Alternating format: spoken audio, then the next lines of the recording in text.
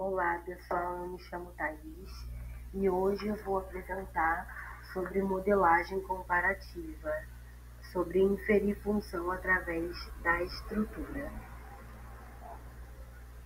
Bom, no início da disciplina foi entregue uma sequência para que ao longo do curso nós descobríssemos de que organismo se tratava essa sequência, essa proteína. Então, como primeira prática, fazendo o alinhamento no BLAST e construindo uma tabela, eu observei que eu estava trabalhando com plantas.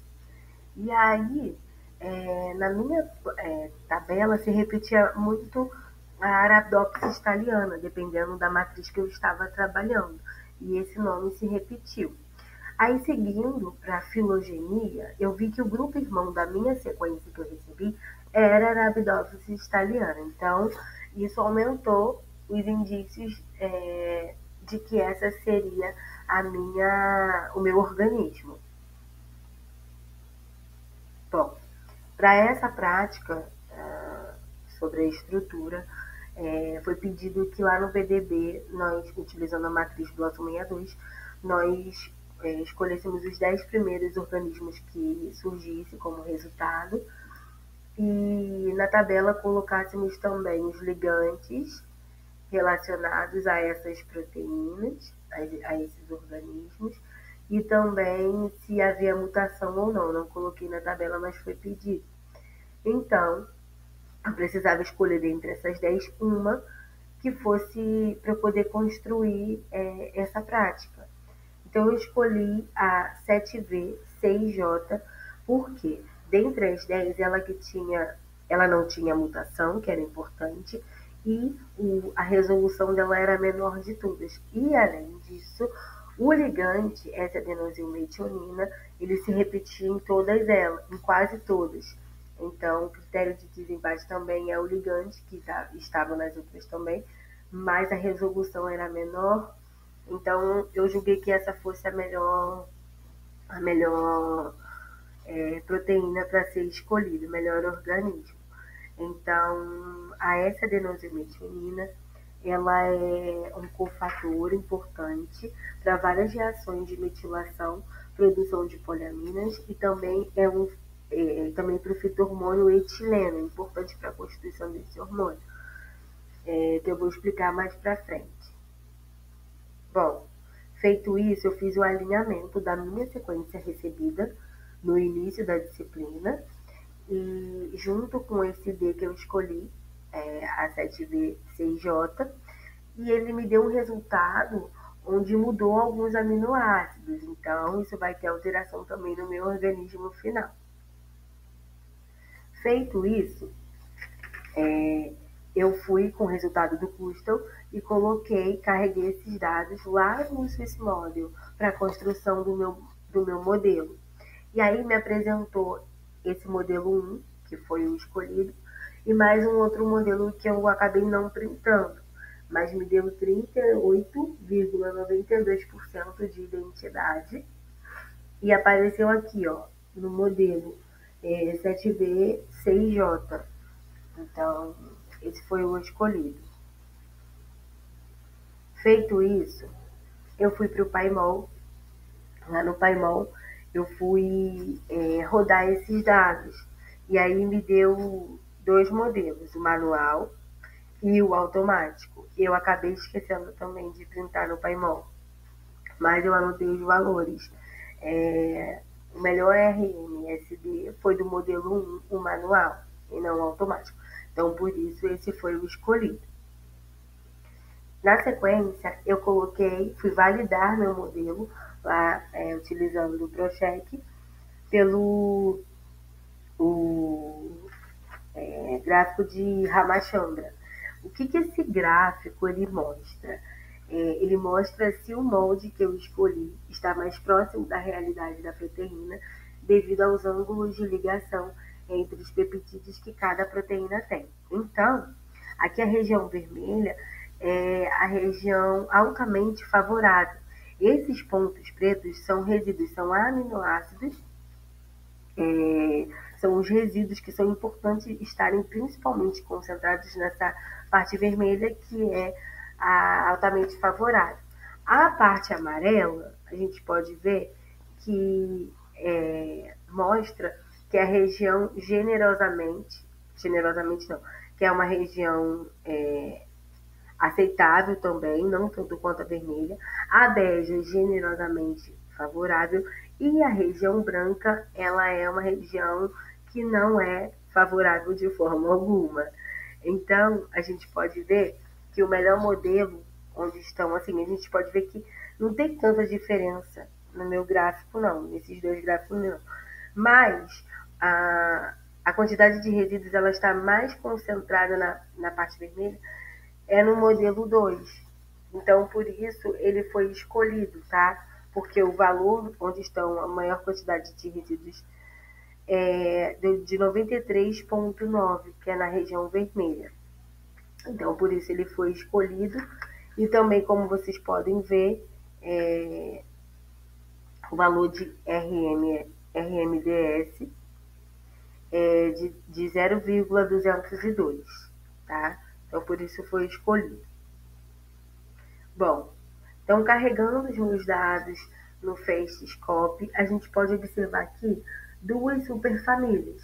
Então, clicando aqui na superfamília representada pela cor verde, a gente pode verificar diferentes IDs, onde a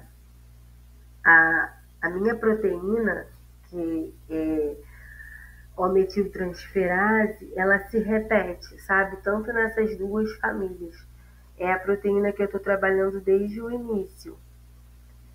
Aqui no CAT, a gente pode observar nas diferentes cadeias, tá? Referente à minha proteína, A e B. A gente pode observar famílias e os domínios.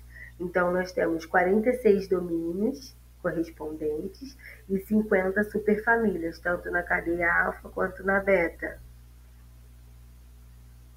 Aí aqui, também continuando no CAT, eu vi a ometiltransferase relacionado ao ácido cafeico.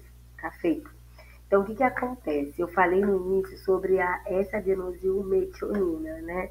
Que ele é um cofator essencial, que foi o que me mostrou entre as 10 sequências, para eu poder escolher uma. Então, a ometiltransferase, que é a proteína que está desde o início, aparecendo nas minhas tabelas, ela é dependente desse cofator que é a S-adenosilmetionina. Então, esse ácido cafeico da ometiltransferase, ele é responsável pela interação da lignina e polissacarídeos na parede celular.